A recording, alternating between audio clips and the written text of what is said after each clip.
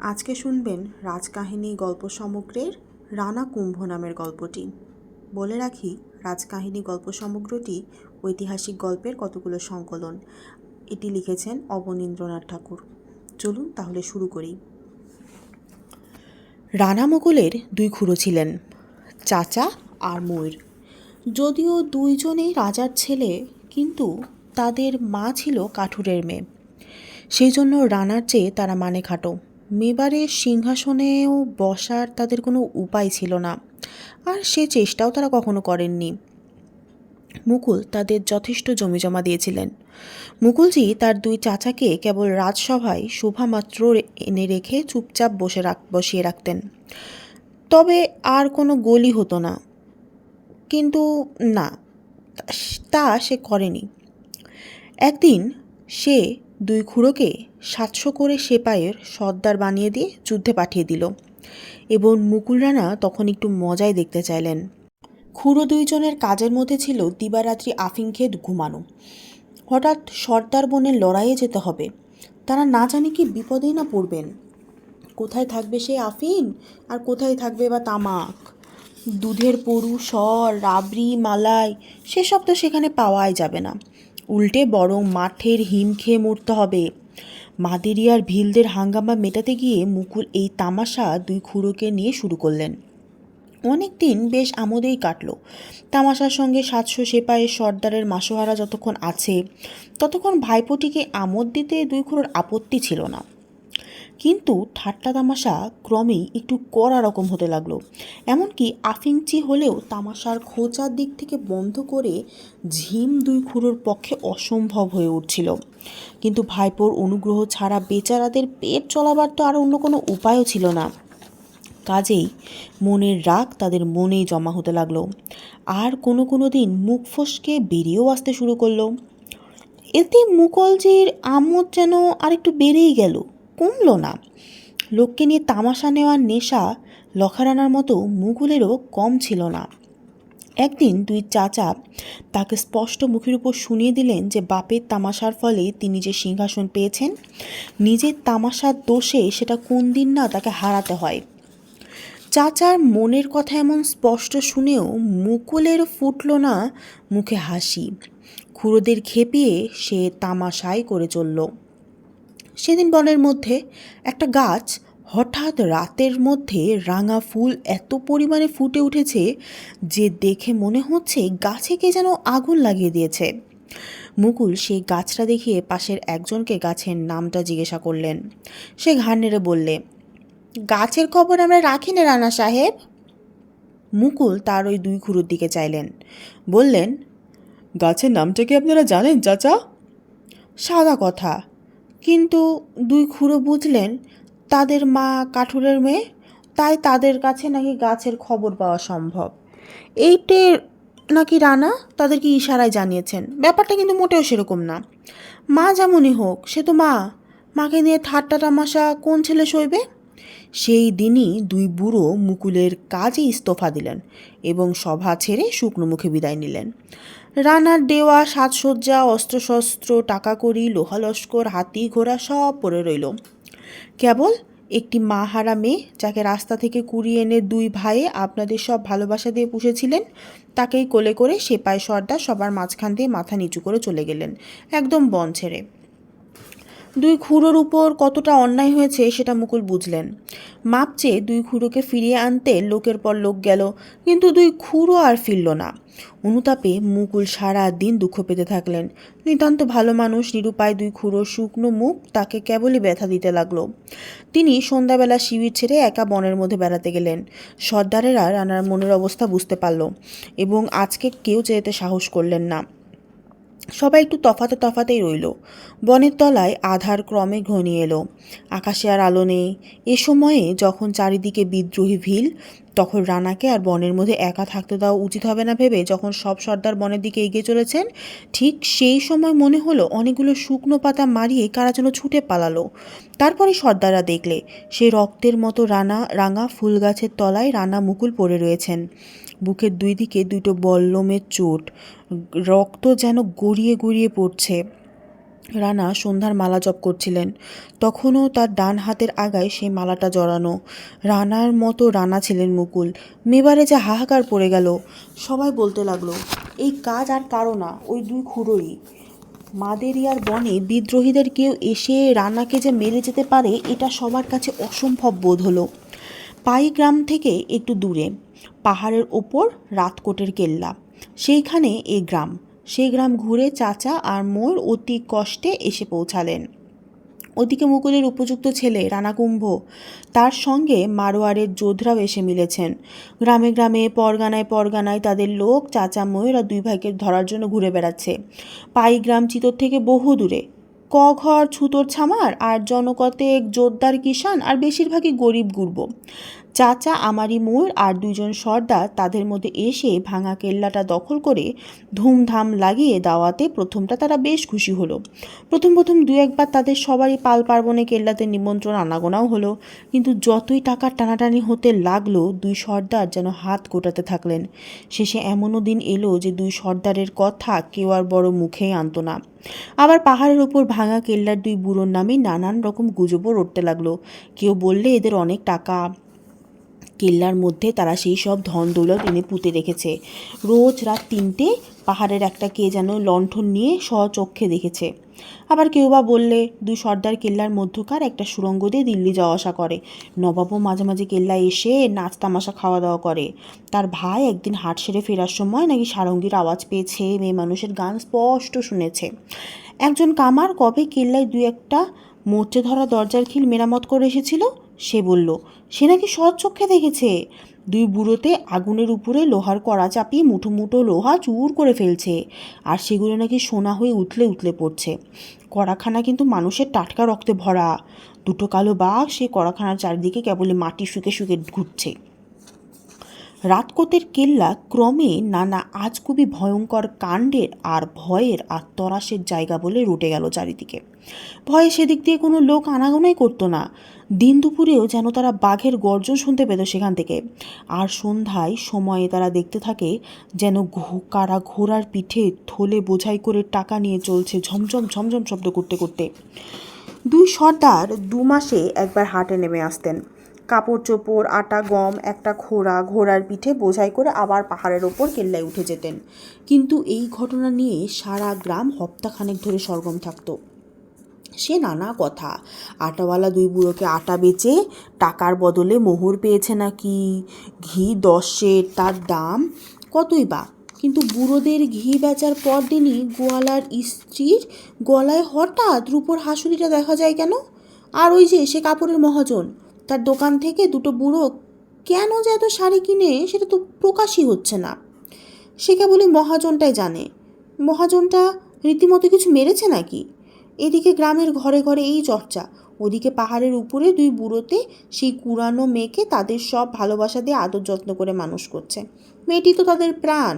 সেই ভাঙা কেল্লা, সেই মেয়ের হাসিতে, তার কচি গলার মিষ্টি কথায়, পাপিয়ার ফুলের মতো গানের সুরে দিন রাত ভরে রয়েছে। তার হাতে লাগানো ফুলের লতা ভাঙা দেয়াল বেয়ে সকাল সন্ধ্যায় ফুল ফোটাচ্ছে, গন্ধ সরাচ্ছে। রাজার ভয়ে দেশ ছাড়ে দুই বুড়ার জন্য। একলা কেল্লায় এই 3টে প্রাণী, আর আছে একটা পাহাড়ি কুকুর। কুকুর না তো, দেখতে যেন বাঘ। সেই কুকুরই চাকর, সেই দারোয়ান, সেই শান্ত্রী, সেই পাহারা, সেই সব। অজানা লোক যে হঠাৎ করে কেল্লায় ঢুকবে তার কোনো জো নেই। শঙ্খচিল যেমন পাহাড়ের চূড়ায় বাসা বেঁধে বাচ্চা মেয়ে নিয়ে থাকে, ঠিক তেমনি সাদা চুল দুই বুড়োতে এই অদম্য পুরীতে আদরের মেয়েকে নিয়ে রয়েছেন অনেক দিন ধরেই। এমন সময় একদিন পাই গ্রামের দফাদারের সুন্দরী মেয়েটি হারিয়ে গেল। নদীতে ডুবে মরল নাকি বাঘেই ধরল, কিছুই ঠিক বলা গেল না। কিন্তু সবাই ঠিক করলে যে ওই বুড়ো সর্দার দুটো সুন্দরী দেখে মেয়েটিকে চুরি করেছে। মেয়ের বাপ তো পাগলের মতো কাজকর্ম ছেড়ে দিন রাত ওই সেই রাতকোটের কেল্লার আশেপাশে ঘুরতে থাকে। তার নিশ্চয় বিশ্বাস সুন্দরিয়া ওই কেল্লাতেই আছে। কেননা একদিন সকালে সত্যিই সে একটি মেয়েকে এলো চুলে পাহাড়ের পাকদণ্ডি বেয়ে বেড়াতে দেখেছে, খুব দূর থেকে যদিও, কিন্তু সে যে তারই মেয়ে তাতে তার নাকি কোনো সন্দেহ নেই। দফাদারে সবাই পরামর্শ দিল, যাও রানা কুম্ভের কাছে গিয়ে নালিশ করো গিয়ে। তোমার মেয়েটি যে ভয়ানক লোকদের হাতে পড়েছে, রানা কুম্ভ ছাড়া কারও সাধ্যি নেতাকে ছাড়িয়ে আনে।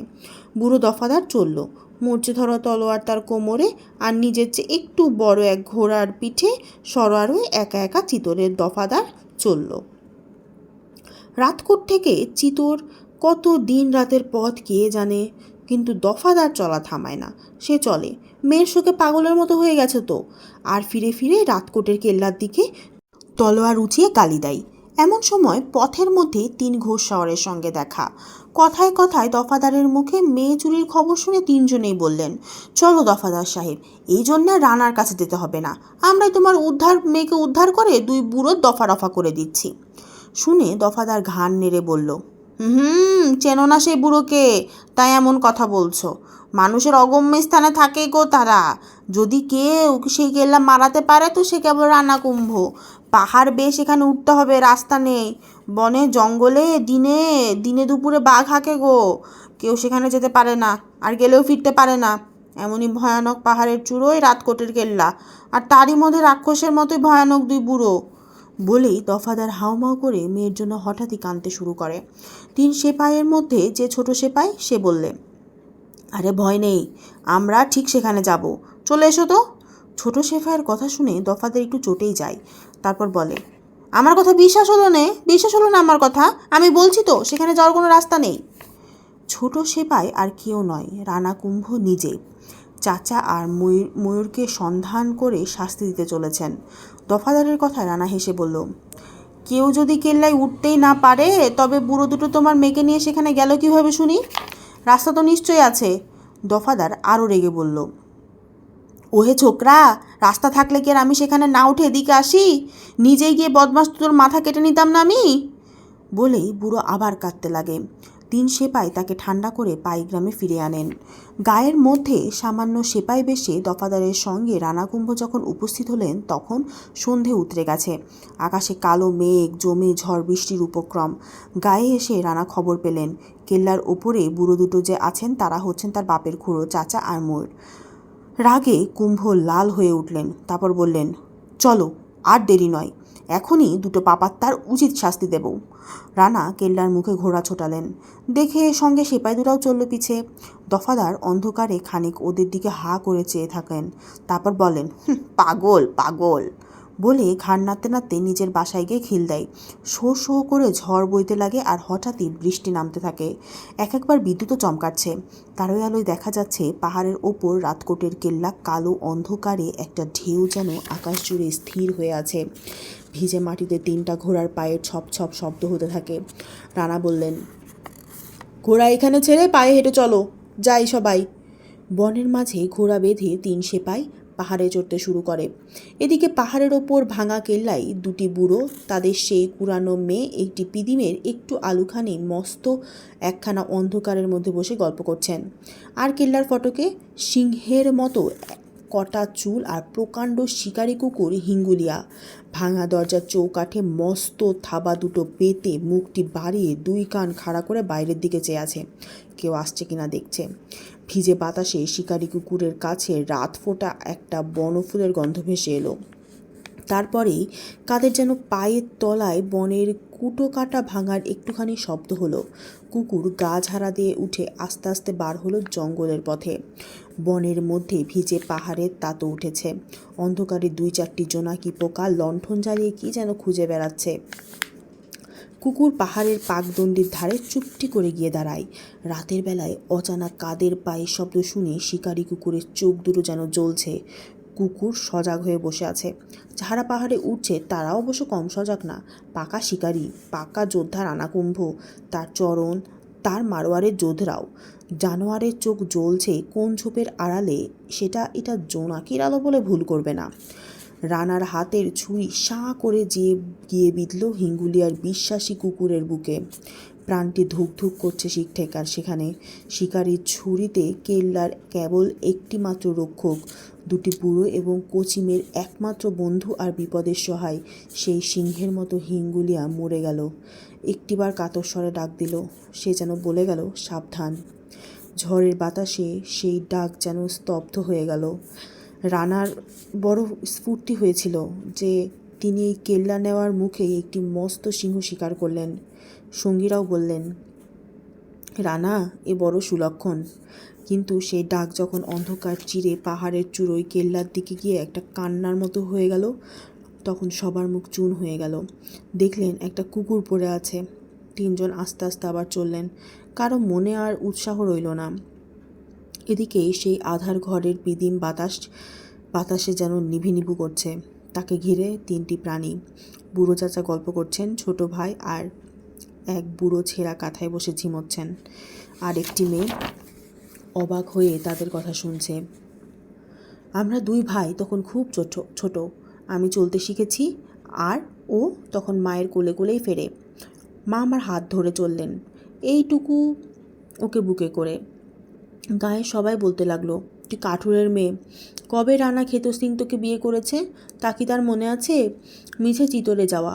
মা ঘাড় নাড়লেন। তারপর আমরা ঘর ছেড়ে বের হলাম। আমাদের সেই ছোট্ট ঘরখানি, সেই সবুজ মাঠের ধারে মস্ত তেঁতুল তলার দিকে। সে আমার মনটা যেন কেমন কেমন করতে থাকে। আমি কেবলই ঘরের দিকে ফিরে যেতে চাইলাম, কিন্তু মা আর সেদিকে একবারও চাইলেন না। সোজা চললেন, আকাশ যেখানে মাটির কাছে এসে মিলেছে সেই দিকে।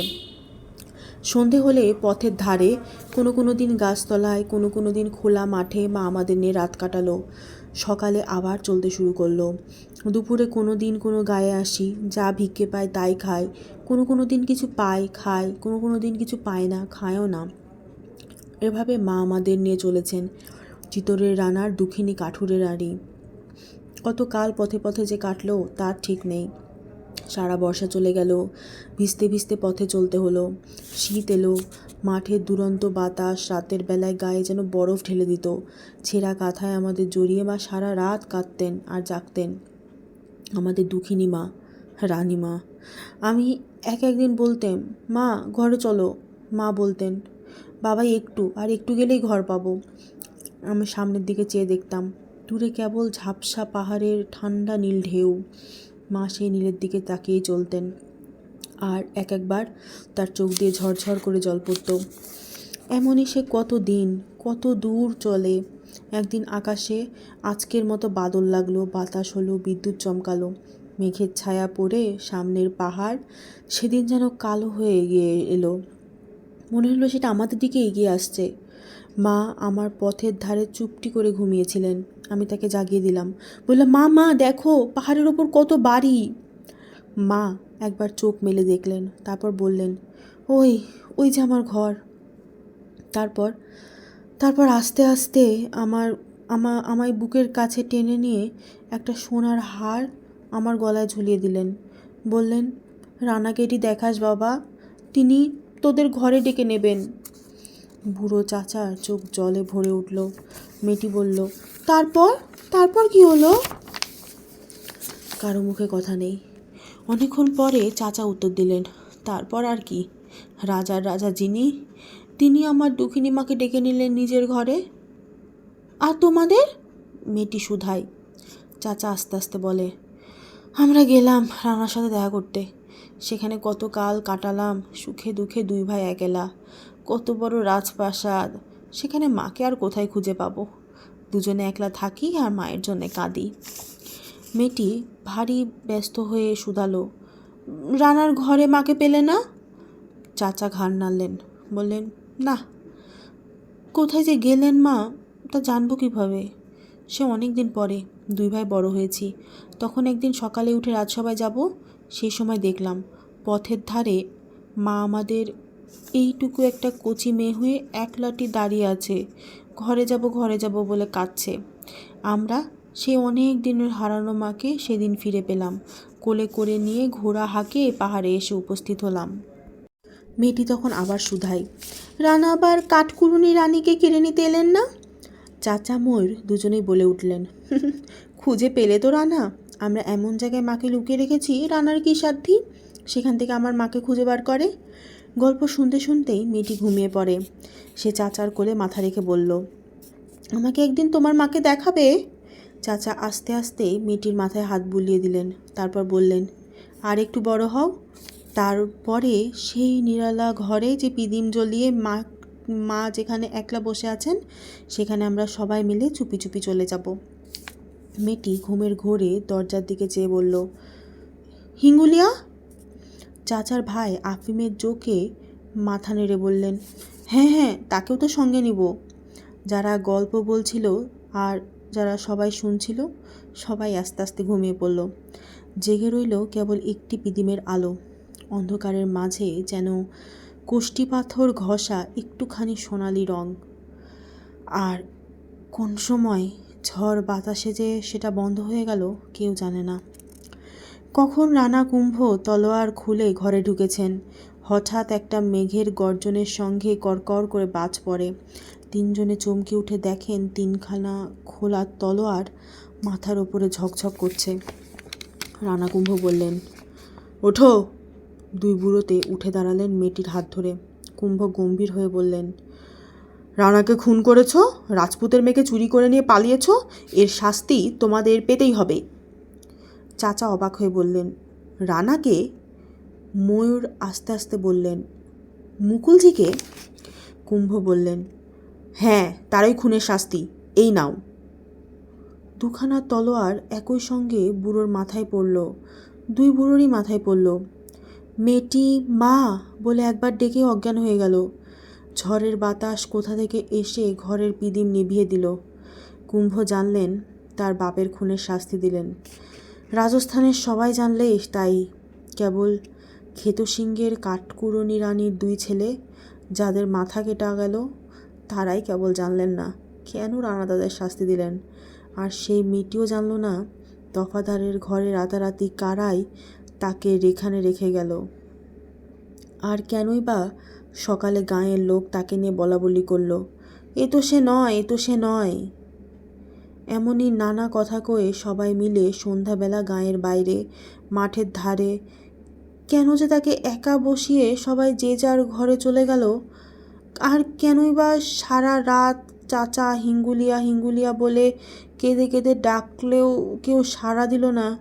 আর কেনই বা সেই রাতকোটের কেল্লা অন্ধকারে কোথায় হারিয়ে গেল। খুঁজে খুঁজে চলে চলে পা ধরে গেল, তবু আর সেখানে কেনই যে সে ফিরতে পারল না সে কিছুই বুঝল না। তার মনের মধ্যে কেবল ঘুরতে লাগলো কেন কেন, কিন্তু কোনো কেনরই কোনো উত্তর মিলল না। তারপর রানা কুম্ভ চিতরের সিংহাসনে বসেছেন। তার রানী মীরা যেমন দেখতে তেমন গান গাইতে।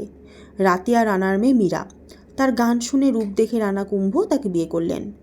রানী স্বামীর সেবা করেন, কিন্তু তার মন পড়ে থাকে রণছড়জির মন্দিরে বাঁশিওয়ালা কালো পাথরের দেবমূর্তির পায়ের কাছে। রানার কিন্তু এ ভালো লাগে না। তিনি নিজে কবি, গানও রচনা করেন, আর সেই গান মীরা গায় রাজমন্দিরে বসে। এ চান না রানা, কিন্তু সে তো হলো না। মীরা দেবতার দাসী। তিনি রণছড়জির মন্দিরেই সারা দিন রাত ভক্তদের মাঝে গাইতে থাকেন, মীরা কাহে বিনা প্রেম সে না মিলে নন্দলালা। চিতরেশ্বরীর মীরা সবার মাঝে গান গাইবে একতারা বাজিয়ে। এটা ভারী লজ্জার কথা হয়ে উঠল। রানা হুকুম দিলেন, মন্দিরে বাইরের লোক আসা বন্ধ। এক রাতের মধ্যে মন্দিরটা কানাতে ঘেরা হয়ে গেল। মীরাকে আর কেউ দেখতে পায় না, কিন্তু তার গানের সুর শুনতে কানাতের বাইরের দেশ থেকে বিদেশের কত লোক যে জড়ো হয়। বাঁশি শুনে হরিণ যেমন, ঠিক তেমনি সবাই এক মনে কান পেতে প্রাণ ভরে মীরার গান শুনতে থাকে। তাড়ালে তারা যায় না, হুকুমও শোনে না, কাউকেও মানে না। জ্যোৎস্না রাতে মন্দিরের সামনে শ্বেত পাথরের বেদিতে বসে সোনা আর হিরে জড়ানো সাজে সেজে মীরা স্বর্গের অপ্সরীর মতো দেবতার সামনে একলা নাচে, একলা গায়। রানা বীণা বাজাচ্ছেন, বাইরে লোকের ভিড়। এমন সময় আকাশ থেকে তারার মালার মতো একগাছি হীরের হার মীরার গলায় এসে পড়ে। রানা চমকে উঠে বীণা বন্ধ করেন। মীরা সেই অমূল্য হার নিজের গলা থেকে খুলে মন্দিরে সেই বংশীধারী রণছড়জির গলায় পরিয়ে দেয় এবং সে রাতের মতো গান বন্ধ করে।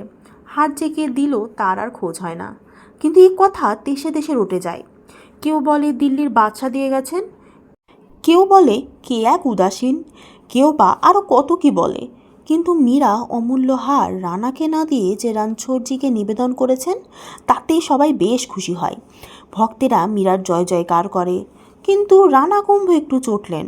তিনি হুকুম দিলেন, এবারে ভক্তেরা আসুন মন্দিরে, আর মীরা বন্ধ থাকুক অন্দরে। এই হুকুম দিয়ে রানা মোহাম্মদ খিলজির সঙ্গে লড়াইয়ে চলে গেলেন। মীরার গান বন্ধ হলো, সেই সঙ্গে চিতর নিরানন্দও হয়ে গেল। মন্দিরে ভক্তরা কাঁদে, অন্দরে মীরা কাঁদে। নন্দলালার সাথে দেখা না পেরে যে বন থেকে ছিঁড়ে আনা ফুলের মতো মীরা দিন দিন মলিন হয়ে যাচ্ছে। এমন সময় একদিন যুদ্ধ জয় করে ধুমধাম করে মহারানা চিতরে ফেলেন। মামুদ শাহকে তার মুকুটের সঙ্গে রানা চিতরের বন্ধ রাখলেন। রাজ্যের কারিগর মিলে পাথর কেটে চিতরের মাঝখানে প্রকাণ্ড জয়স্তম্ভ তুলতে আরম্ভ করে। কিন্তু মীরার মন রানা জয় করতে পারলেন না। মীরা বলেন, রানা, আমি যে নন্দলালার দাসী, আমাকে ঘরে বন্ধ করো না। আমি শুনতে পাচ্ছি আমার নন্দলালা বাইরে থেকে আমাকে ডাকছেন। মীরা, আয়, আমাকে ছেড়ে দাও রানা, আমি পথের কাঙালিনী হয়ে নন্দলালার সঙ্গে বৃন্দাবনে চলে যাই। রানা রেগে গেলেন। তিনি বললেন, রতিয়ার সামান্য সর্দার, তার মেয়ে তুমি, তোমার কপালে সিংহাসন কেন সইবে? যাও, বেরিয়ে যাও, যেখানে খুশি সেখানে যাও, আমি নতুন রানী নিয়ে আসব। সেই দিন চিতরেশ্বরী মীরা, নন্দলালার মীরা ভিখারিনীর মতো একতারা বাজিয়ে পথে বের হয়ে গেলেন, আর রানা বের হলেন নতুন রানীর খোঁজে। মন্দুর রাজকুমার সঙ্গে ঝালোয়ারের রাঠোর সর্দারের মেয়ের বিয়ে, বর আসছে ধুমধাম করে। এমন সময় রানা কুম্ভ এসে ঝলকুমারীকে সবার মধ্যিখান থেকে কেড়ে নিয়ে চিতরে নিয়ে আনলেন। একে মহারানা, তার উপর কুম্ভ, তার উপর কথা কয় রাজস্থানে এমন কেই বা আছে। কেবল বৃন্দাবনে মীরা যখন শুনলেন মন্দুর রাজকুমারের মুখে রানা দুইটি প্রাণীর ভালোবাসার উপরে কি বিস্ময় ঘা দিতে প্রস্তুত হয়েছেন, তখন তিনি আর স্থির থাকতে পারলেন না। ঝলকুমারীর বরকে নিয়ে তিনি চিতরে চললেন। রানার কাছে খবর পৌঁছালো যে মীরা আসছেন, কিন্তু কেন আসছেন সেটাও কুম্ভ জানতে পারলেন। রানা কড়া হুকুম দিলেন, ঝালোয়ার বাগানের মধ্যে ঝলকুমারীকে কড়া পাহারায় যেন বন্ধ করে রাখা হয়। আর কুম্ভ মীরাকে চিঠি পাঠালেন, চিতরেশ্বরী মীরা, চিতরেশ্বর তাকে পেলে খুশি হবেন। তিনি যা ভিক্ষা চাইতে এসেছেন সেই স্ত্রীরত্ন এখানে বন্ধ আছে। যেই ঝালোয়ানের চাবিও রানা পাঠালেন। ইচ্ছে করলে বাগানের দরজা খুলে রানী মীরা ঝলকুমারীকে দেখে আসতে পারেন। কিন্তু মন্দুরের রাজকুমার যদিও বা কোনো উপায়ে ঝলোয়ারের বাগানে প্রবেশ করেন, কুমারীর দেখা পাবেন না নিশ্চয়ই, কেননা রানার অন্দরে রানীর ছাড়া আর কোনো পুরুষের যাবার হুকুম নেই।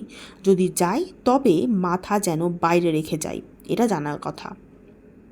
তখন সন্ধে হয়ে আসছে, আকাশে একটি মাত্র তারা, আর দূরে ঝলোয়ারের বাগানের মধ্যে পাথরের রাজপ্রাসাদের উপরে একটি ঘরে আলো জ্বলজ্বল করে জানাচ্ছে মন্দরের রাজকুমারের ওপরে ঝলকুমারীর জ্বলন্ত ভালোবাসা। ঠিক সেই সময় রানার চিঠি মীরা পেলেন। চিঠি পড়ে মীরা বুঝলেন উপায় নেই। তিনি দুইটি কথা রানাকে লিখলেন, প্রেম না করলো রে বিনা প্রেম সে প্রেম না মিলল রে। মীরা মন্দুরের রাজকুমারের হাতে ঝালোয়ানের চাবি দিয়ে চিতর ছেড়ে চলে গেলেন, আর মন্দুর রাজকুমার ঝলকুমারীকে শেষ দেখা দেখে নিতে বাগানে ঢুকলেন আলো নিশানের দিকে চেয়ে।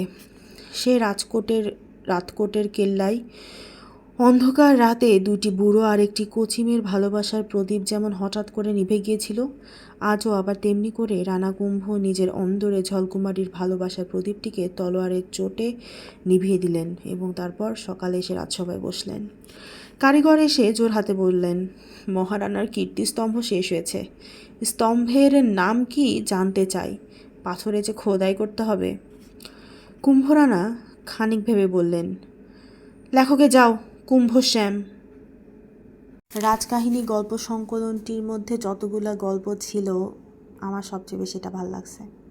জানি না গল্পে হঠাৎ করে মীরার আগমনের কারণেই নাকি, কিন্তু যাই হোক সুন্দর লাগছে গল্পটা।